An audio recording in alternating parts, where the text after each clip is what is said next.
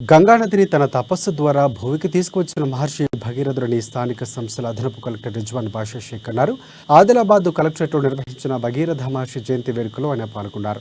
మహర్షి చిత్రపటానికి పూలమాల వేసి నివాళులర్పించారు.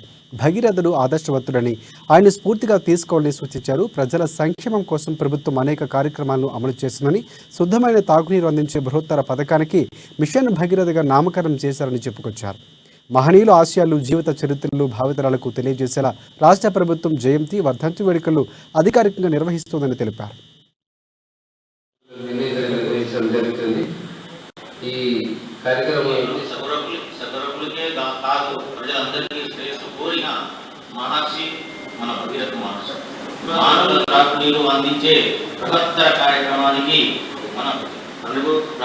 రాష్ట్ర ప్రభుత్వానికి టైంలో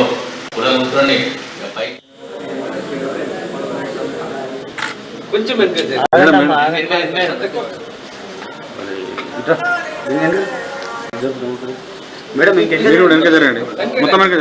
ఈ రోజుల్లో అలాంటి భగీరథ ప్రయత్నం అనే వర్డ్ కూడా వాడట్లేదు. At the same time Bhagiratha అనే వాళ్ళ యొక్క ప్రిన్సిపల్స్ ని కానీ అన్నింటినీ కూడా మనము మర్చిపోతున్నాం.